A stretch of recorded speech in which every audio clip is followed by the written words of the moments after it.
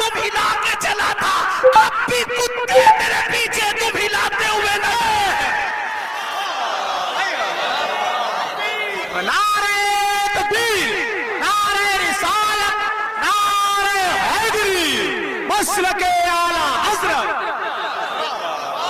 مراد آباد والوں، ہندوستان میں رہنے والے کتے بہادر نہیں ہوئے، تم بزدل ہو گئے۔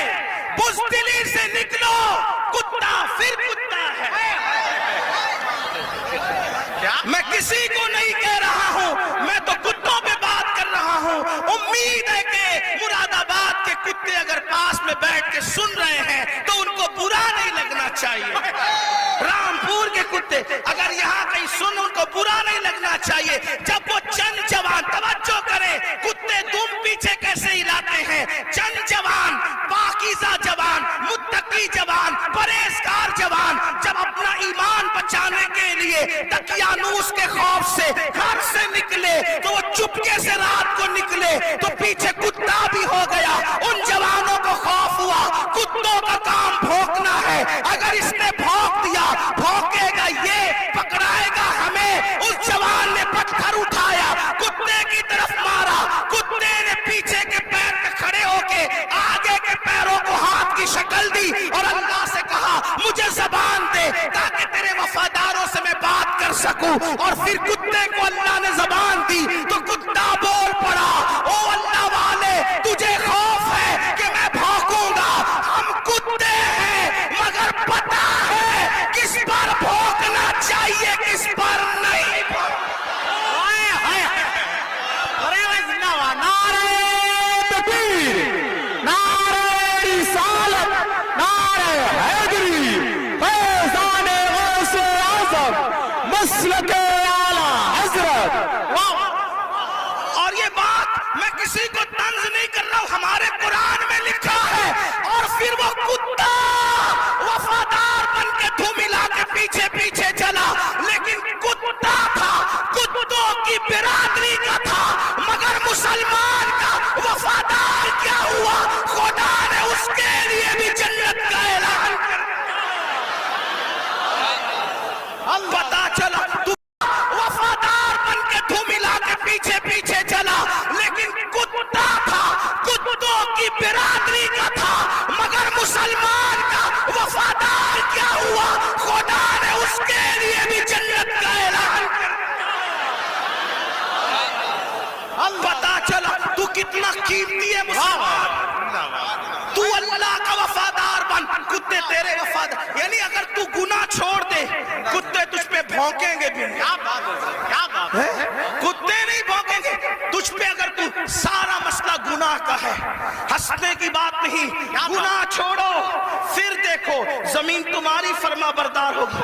بات دور نکل گئی، عرض کر رہا تھا ایک ایسا وفادار تھا ملک ملت کا جسے فخر ہے، عرض کر رہا تھا ایک ایسا وفادار تھا ملک ملت کا جسے فخر ہے ملک کو ملت کو، اس کو دنیا ٹیپو فتح علی کہتی ہے، جسے ہم ٹیپو سلطان کہتے ہیں۔ بڑا بہادر تھا، جب تک کہ وہ رہا ہمت نہ تھی بزدلوں کی کہہ سکے کہ ہمارا ہے ہندوستان۔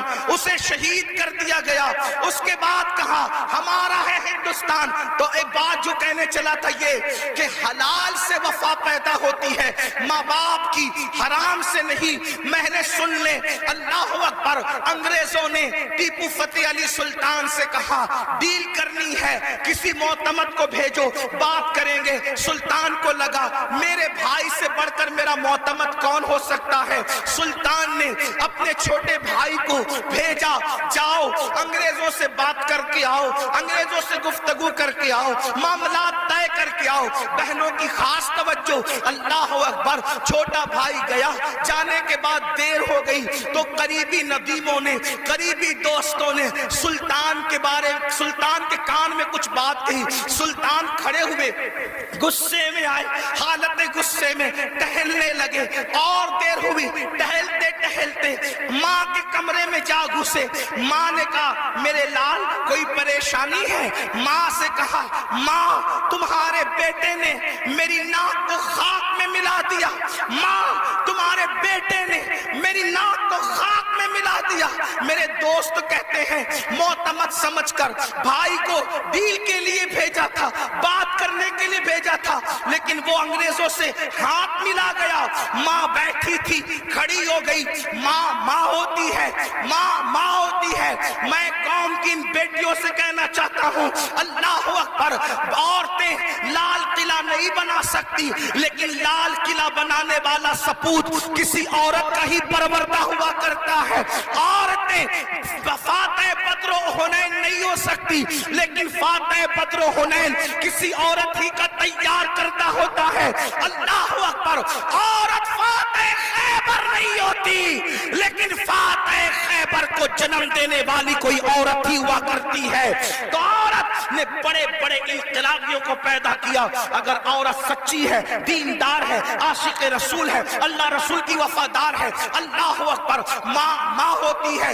سلطان ٹیپو فتح علی کے جملے نشتر کی طرح ماں کے دل میں چپ گئے. ماں اٹھ کے کھڑی ہوئی, کہا سلطان تیرے منہ میں زبان روک اور گستاخی کی جرات نہ کرنا. تو نے کہہ کیسے دیا کہ میرا بیٹا ملک و ملت کا غدار ہے. سن لے, نہ تو غدار ہو سکتا ہے نہ وہ غدار ہو سکتا ہے. تاخیر کسی وجہ سے ہو رہی ہوگی, میرے دودھ کی وفا پر سوالیہ نشان کھڑا مت کر. میرا کوئی بیٹا ملک ملت کا غدار نہیں ہو سکتا. تھوڑی دیر گزری تھی کہ بھائی آیا اور بہت خوشخبری لے کر آیا. سلطان جب سارے معاملات نپٹ گئے تو ماں کے قدم پکڑ کر معافی کے طلبگار ہونے کے بعد کہا, امی میں جیسا مرد متزلزل ہو گیا بہادر, تمہیں اتنا یقین کیسے تھا ماں کہ تیرا بیٹا غدار نہیں ہو سکتا, وفادار ہوگا.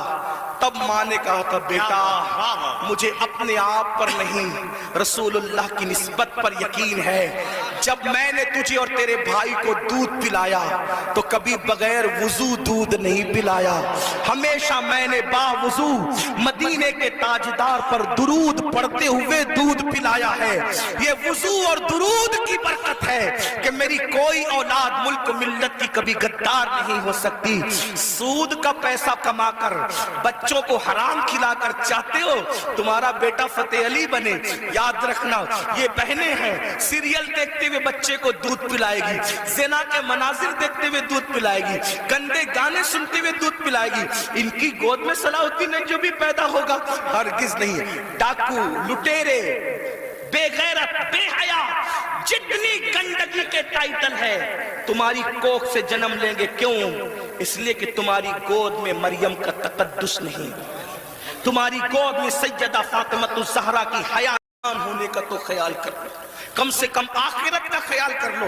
بات سمیٹتے ہوئے عرض کروں, آپ دیکھیں تو صحیح, اندازہ تو کریں. 8 دن سے مسلمانوں کی جو شریف اور دل میں درد رکھنے والا مسلمان ہے, ان کی آنکھوں سے آنسو نہیں خشک ہو رہے ہیں. علماء قنوت نازلہ پڑھنے کی گزارشات کر رہے ہیں. قبلہ اول بیت المقدس کا کیا حال, فلسطین کی سرزمین پر مسلمانوں کی پوزیشن. ہم سے زیادہ انٹرنیٹ کا استعمال آپ کرتے ہو, ہم سے زیادہ یوٹیوب فیس بک استعمال آپ کرتے ہو. دیکھو ان کے گھروں کا حال, غور کرو, سوچو, توجہ کرو. نہیں دیکھی وہ کلپیں, ایک ماں کے 2 بچے, دونوں شہید ہو گئے, اس کی گود اجڑ گئی. میں یہاں جو مائیں اور بہنیں موجود ہیں ان سے کہنا چاہتا ہوں, کسی ماں کی گود کا درد ایک عورت سے زیادہ کون محسوس کر سکتا ہے. لیکن ہم کیا کر رہے ہیں پتہ ہے, ہم اتنا بڑا کارنامہ انجام دے رہے ہیں اس میں, فلسطین کے مسلمانوں کے اس میں, کہ جو ویڈیو اور جو کلپیں اور فوٹوز آ رہے ہیں بس ایک دوسرے کو گروپ میں شیئر کر رہے ہیں, دیکھو یہ ہو رہا ہے, یہ ہو رہا ہے. ان کے لیے کیا گیا, ان کے دکھ میں کہاں شریک ہو تم, بتاؤ. اللہ کے رسول صلی اللہ علیہ وسلم نے فرمایا, مومن ایک جسم کی طرح ہوتا ہے. جسم کے کسی بھی حصے کو تکلیف پہنچے پورا جسم تڑپے گا.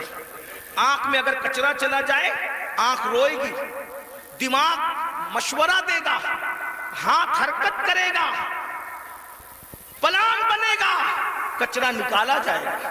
کوئی یہ کہے گا کہ نہیں، ہاتھ یہ نہیں کہے گا کہ مجھے تکلیف نہیں ہے میں کچھ نہیں کروں گا، دماغ کہے گا کہ مجھے کوئی پرابلم نہیں ہے میں کچھ نہیں کروں گا، مجھے کیا، میں کہے نہیں، جب تک جسم میں جان ہے کوئی تک گزرو، پیر درد کر رہا ہے، آنکھ رو رہی ہے، دل دھڑک رہا ہے، حالانکہ آنکھ اور پیر میں کتنا فاصلہ ہے، ہاتھ بے چین ہو رہا ہے، دل کی دھڑکنیں تیز ہو رہی ہے، کب تک، جب تک جسم میں جان ہے، لیکن جان نکل گئی پھر اس کو مارو کاٹو کچھ بھی کرو، کوئی تکلیف ہوگی، کوئی درد ہوگا، نہیں ہوگا۔ تو جب تک مسلمانوں میں ایمان ہے کسی بھی مسلمان کو دنیا کے خطے میں تکلیف پہنچے گی وہ تڑپے گا، وہ بے چین ہوگا، وہ بلبلائے گا، وہ بلکے گا۔ اب سے پوچھتا ہوں کیا دکھ میں شریک ہوئے؟ ہاتھ مت اٹھانا، لیکن اپنے آپ میں ڈوب کر سوچو کتنے مسلمان ہیں جنہوں نے فلسطینی مسلمانوں کے لیے اللہ کی بارگاہ میں رو رو کر دعا کی۔ جو قوم اتنی خود غرض ہو کہ وہ اپنے پڑوس میں رہنے والے بھائی کے دکھ پر نہیں روتا، وہ فلسطینیوں کے دکھ پہ کیا روئے گا؟ ان سے کوئی تمہارا رشتہ نہیں ہے؟ جن کی گود خالی ہو گئی، جن کے گھر ویران ہو گئے، آبادیاں قبرستانوں میں تبدیل ہو گئی، سوچو ان کے گھر کی چھت بھی ختم ہے، وہ بغیر چھت کے زندگی گزارے، جوان عورتیں بیوہ ہو گئی ہیں، لاشیں اتنی لاشیں ہیں کہ پہچان نہیں ہو رہی ہے، دفن کرنے کے لیے جگہ کا معاملہ، کفن کا معاملہ۔ ایک لیڈیز کی 1 منٹ کی کلپ میرے کان میں آئی، میں پوری سن نہ سکا، تڑپ گیا۔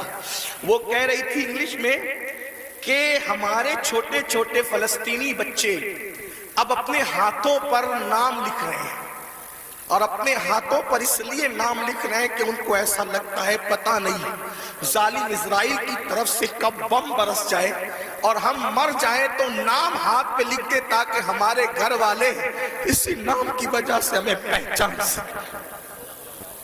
کوئی تعلق نہیں ان سے آپ کا،